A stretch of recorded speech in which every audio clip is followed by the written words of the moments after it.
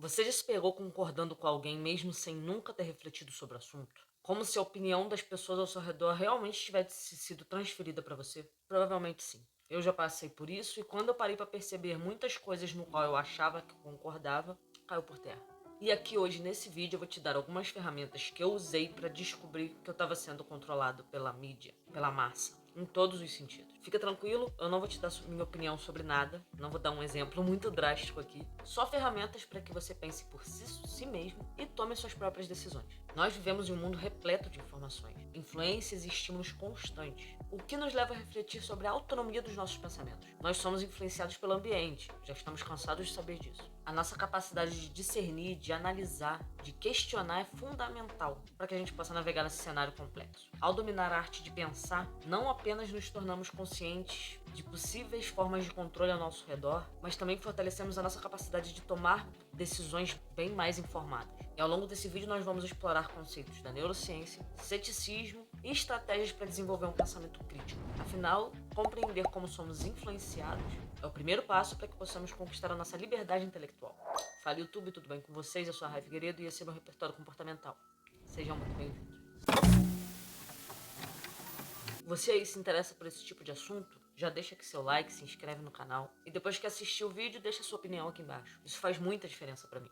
E não vai te custar nada. Às vezes 1 ou 2 segundos. Enfim, nós somos influenciados diretamente por diversas fontes, como constante exposição a mensagens publicitárias, notícias e conteúdos online. E essas influências moldam gradualmente as nossas opiniões e os nossos comportamentos. Como eu disse, ambiente. E tem publicidades manipuladoras, a mídia e seus efeitos na nossa mente, rede social como ferramenta de controle, um monte de gatilhos mentais, emocionais, psicologia do consumidor, neuromarketing e blá blá blá. O que tudo bem, é justo, desde que não seja pro mal.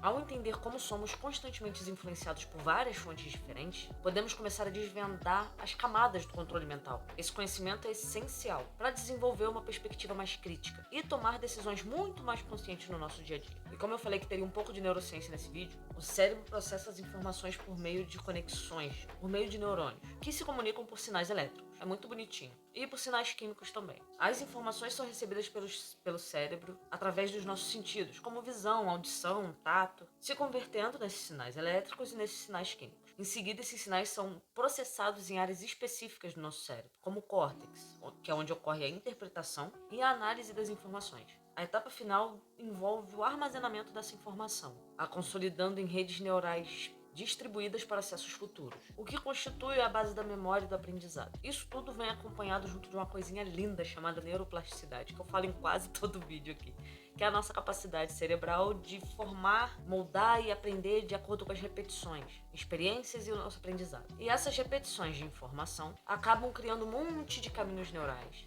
O nosso córtex pré-frontal, que é essa parte aqui do cérebro, fica atrás da testa, desempenha um papel crucial na avaliação de informações e na nossa tomada de decisão. Essa região do cérebro está envolvida na nossa análise racional, no julgamento e na regulação do nosso comportamento social. É responsável por ponderar as consequências, resolver problemas complexos, integrar diversas informações para que a gente possa tomar as decisões. Já a amígdala, que faz parte do sistema límbico, é aqui no meio do cérebro aqui, ó. Bem no meio, lá na meiuca. Tem um papel muito importante nas nossas respostas emocionais. Sabe quando você quer responder puto? Alguém fala uma coisa e imediatamente você já fica puto. É a amígdala fazendo o seu papel. Ela é responsável para para processar informações como medo e prazer, influenciando a formação de memórias emocionais. Por outro lado, o hipotálamo, que é outra estrutura do nosso sistema límbico, está envolvido na regulação de respostas fisiológicas relacionadas às emoções, como a liberação dos hormônios de estresse, do prazer e por aí. Em conjunto, essas áreas do cérebro trabalham de maneira integrada, onde o córtex pré-frontal modera e interpreta, enquanto a amígdala e o hipotálamo contribuem para a dimensão emocional e fisiológica dessas respostas, influenciando o nosso comportamento e a nossa tomada de decisão. As emoções são extremamente importantes nessa formação de tomada de decisão e influencia em várias etapas. Elas funcionam como sinalizadores internos, nos alertando para situações que podem ser significativas. Exemplos incluem ansiedade diante de uma ameaça ou alegria em participar de uma recompensa. E essas emoções são processadas rapidamente no cérebro, assim, ó, milésimos de segundo. Muitas vezes muito mais rápido do que o nosso processamento consciente. Como você vai pisar numa coisa e antes de você firmar seu pé, você já tirou. Quando você percebeu, você já tirou seu pé. Isso permite reações rápidas a estímulos, sendo útil em situações de perigo iminente, como pisar num ferro enferrujado. E essas emoções moldam nossas preferências e nossas aversões, impactando o que a gente considera desejável ou reprovável. Decisões relacionadas a escolhas pessoais e interações sociais são diretamente ligadas por essas preferências emocionais. Quando um evento é emocional, tem muito mais chances de que você lembre dele de forma mais duradoura, mais a longo prazo. Quem aí não se lembra de um momento importante na infância? Eu lembro muito que eu dei um suco de pimenta para minha sobrinha muito mais nova beber. E por que eu lembro? Primeiro, foi engraçado pra mim, que eu era uma criança, hoje em dia é óbvio que eu não faria isso. E é muito marcante, porque quando minha sobrinha começou a andar e gritar, chamar a mãe dela, eu fiquei com medo, eu fiquei assustada, porque eu fiquei com medo de levar um esporro. Eu não lembro o que aconteceu depois. Minha mãe conta que eu realmente levei um belo de um esporro. Mas eu só lembro dessa parte. Ficou gravado na minha memória. Se eu fechar o olho, eu lembro direitinho onde a gente estava. E como eu disse, realmente coisas que têm muito mais emoção você lembra mais a longo prazo. O equilíbrio entre a razão e a emoção é essencial para a tomada de decisão mais eficaz. Emoções desempenham um papel muito significativo na nossa intuição, permitindo reações rápidas e instintivas, com base nas nossas experiências passadas e nos nossos sentimentos presentes. E compreender como as emoções influenciam toda a tomada de decisão é crucial para que a gente desenvolva uma abordagem mais consciente, mais equilibrada. E agora que entra o ceticismo e o pensamento crítico. O ceticismo é uma abordagem que questiona a validade e a veracidade das informações que nos são apresentadas, buscando evidências antes de aceitar as situações. Esse ceticismo é muito importante no nosso dia a dia, para que não sejamos tão influenciados facilmente por todo mundo. Nós precisamos desse questionamento. Questione até o que eu digo, vá atrás, escute outros argumentos. Essa atitude de questionamento e de dúvida promove a nossa análise racional e a busca por evidências realmente sólidas. Gente, me dá nervoso quando eu vejo as pessoas acreditando em qualquer coisa. Vê se é às vezes nem é plausível, sabe?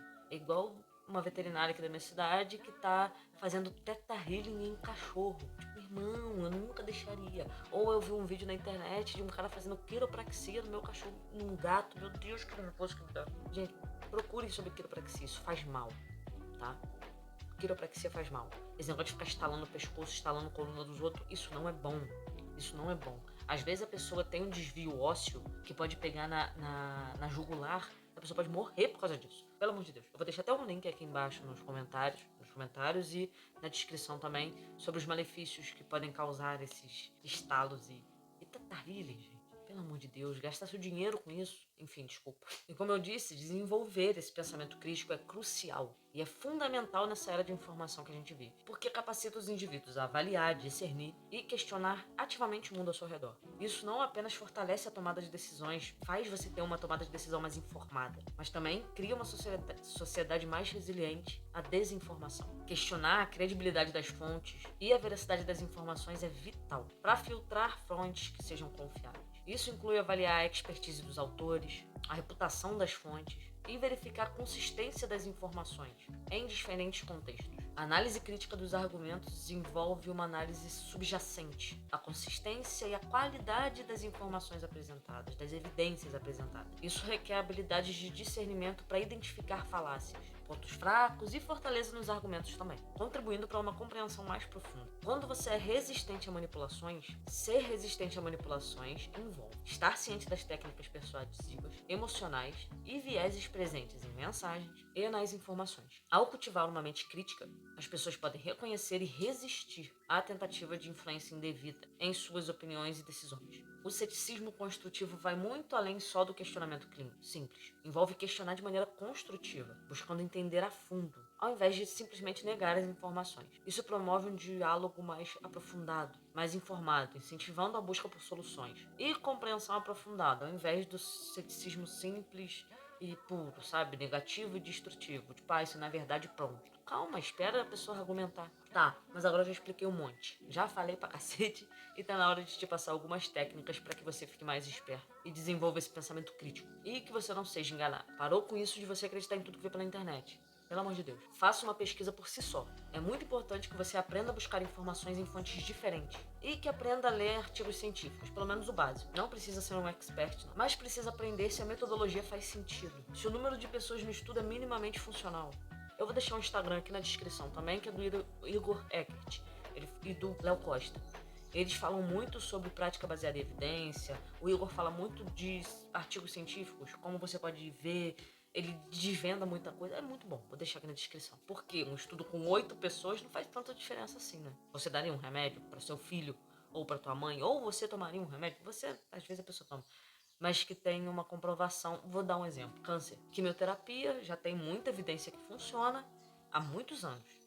Pode algum dia vir algo que vá ser melhor do que isso? Porra, pode. Já deve ter, que eu não sei, sabe? Também não é uma área que eu domino. Tô dando só um exemplo. Mas todo mundo sabe que aquela pílulazinha do câncer que foi votada no Senado há uns anos e que já tem evidência de que não funciona, não é melhor do que a químio. O que você prefere? A químio, que você sabe que funciona, na maioria dos casos, ou uma pílula que não funciona pra nada? É meio óbvio.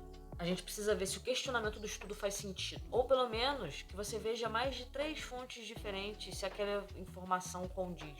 3 pessoas que saibam do que estão falando, no mínimo 3. De preferência, quantas você conseguir. Se você conseguir 10, melhor ainda. Se for alguma coisa que você está realmente interessado e não quiser tentar ler o artigo, procure livros de cientistas sobre o assunto. E se começar com ressonância astral, magnetismo energético, método milagroso, já sai correndo em disparada. Sempre dê ênfase na verificação das informações. Todos os jornais do mundo estão falando a mesma coisa. E um jornal está falando o contrário, é mais provável que esse jornal não esteja tão alinhado assim. Ou, mas eu disse, é provável. E isso não quer dizer que também tá todo mundo falando a verdade. Não é só porque a maioria concorda que tá certo, né? Já sabemos disso. Eu sei que é difícil, gente. Eu sei. Mas não é assim que funciona.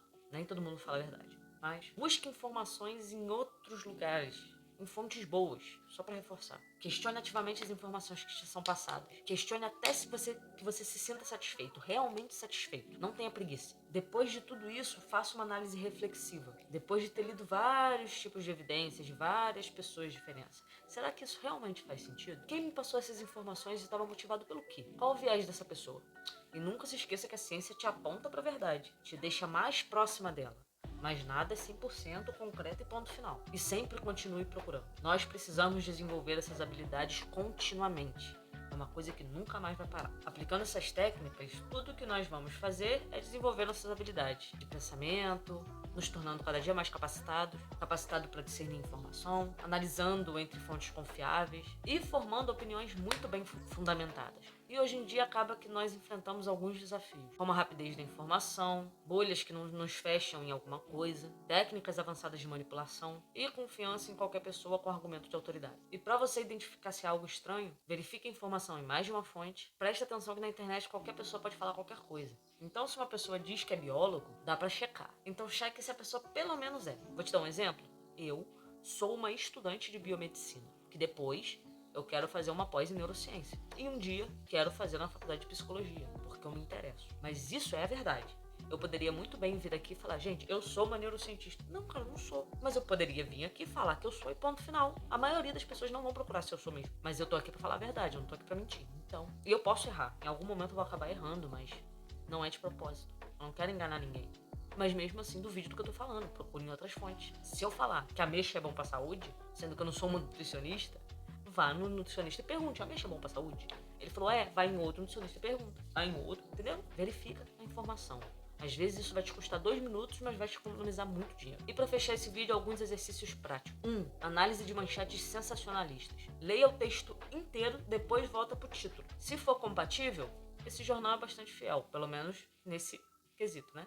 Mas faça isso com todos os textos, mesmo desse jornal. E muitas vezes não é nada compatível. Às vezes o título é uma coisa e o texto é outra completamente diferente. Aí você já descarta essa fonte de informação. Avaliação de fonte conflitante. É um exercício bem prático de análise crítica, comparando informações de fontes com perspectivas opostas. 3. Simulação de debates online. Isso é um estímulo à prática de se expressar e defender ideias de maneira bem construtiva, promovendo o nosso pensamento. Concluindo, explorar a arte de pensar e de desenvolver nosso pensamento crítico é mais de uma maneira de busca por conhecimento. É um escudo contra manipulações, contra a desinformação e influências externas. Gostou do vídeo? Compartilha, deixa seu like, se inscreve aqui no canal. Isso me ajuda demais e nós podemos criar uma comunidade muito boa de pensantes. E eu já te convido a continuar aprendendo. Nunca se esqueça que a revolução intelectual começa dentro de cada mente que resolve questionar, analisar e buscar constantemente a verdade. Muito obrigada pela sua atenção. Nos vemos em breve. Um abraço.